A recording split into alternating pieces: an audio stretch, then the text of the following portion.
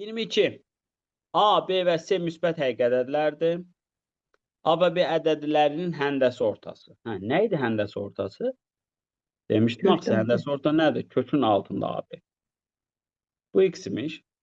B və C ədədlərinin həndəsi ortası y imiş. Sonra A və C ədədlərinin həndəsi ortası z imiş. Z imiş. Sonra deyir ABC ədədlərinin ədədi ortasını tapın. Nə gözəl. Onda biz nə edəcəyik? Bunları əslində mən kvadrata mı yüksəldim? Gözüm tez belə axtarır. Kvadrata yüksəldək. Kökü orada qalmasın. İndi bax belə buna deyirlər sistem. Və bizə ədədi orta deyəndə siz tapmalısınız A-nı, B-ni, C-ni bölməlisiniz nəyə?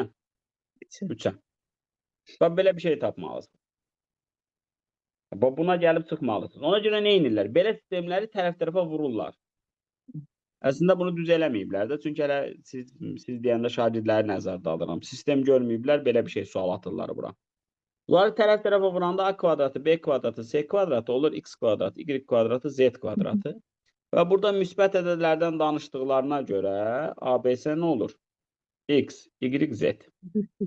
İndi baxın, AB X kvadratıdır. Bax, AB-nin yerinə X kvadrat qoyuram. BC-nin yerinə Y, Z. Tələsməyin.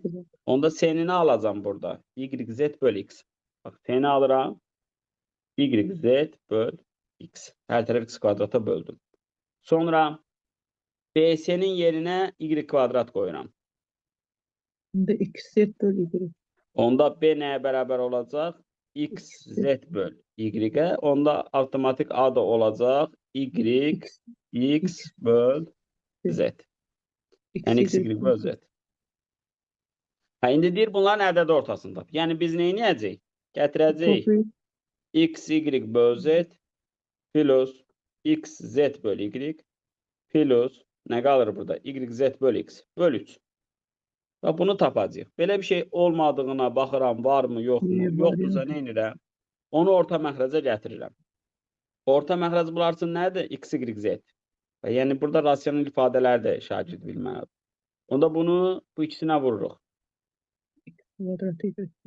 Orada da vururuq, burada da vururuq. Son. Hansı oldu cavab? Y variantı. Belə. Buna öyrəşdirmək üçün də bir-iki dənə sual vermir hərflərlə. Görün hələ hara gəldik çıxdı.